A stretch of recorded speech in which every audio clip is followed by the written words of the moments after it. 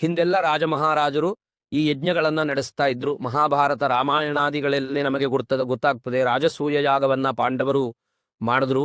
ಹಾಗೆ ಮತ್ತೆ ಅಶ್ವಮೇಧ ಯಾಗವನ್ನ ಶ್ರೀರಾಮಚಂದ್ರ ಮಾಡಿಸಿದ ಅಂತ ಹೇಳಿ ಗೊತ್ತಾಗ್ತದೆ.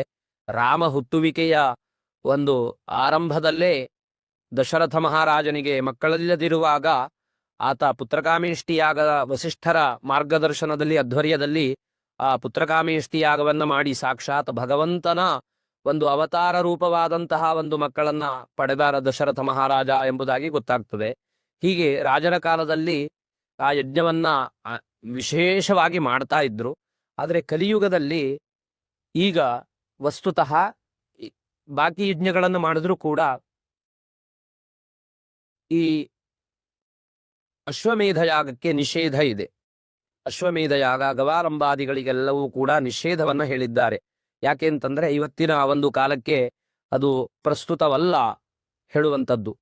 ಆ ಕಾರಣದಿಂದ ಅಶ್ವಮೇಧಾದಿ ಯಾಗಗಳನ್ನು ಕೂಡ ನಾವು ಇವತ್ತಿನ ದಿವಸ ಈ ಕಲಿಯುಗದಲ್ಲಿ ಮಾಡುವಂತಹ ಒಂದು ಸಂಪ್ರದಾಯ ಇಲ್ಲ. ಉಳಿದ ಯಾಗಗಳೆಲ್ಲವೂ ಕೂಡ ಮಾಡುವಂತಹ ಒಂದು ಸಂಪ್ರದಾಯವನ್ನ ನಮ್ಮ ಋಷಿ ಪರಂಪರೆ ಹೇಗೆ ಕೊಟ್ಟಿದೆಯೋ ಅದನ್ನ ನಮ್ಮ ವೈದಿಕ ಸಂಪ್ರದಾಯವು ಕೂಡ ನಡೆಸಿಕೊಂಡು ಬಂದಿದೆ.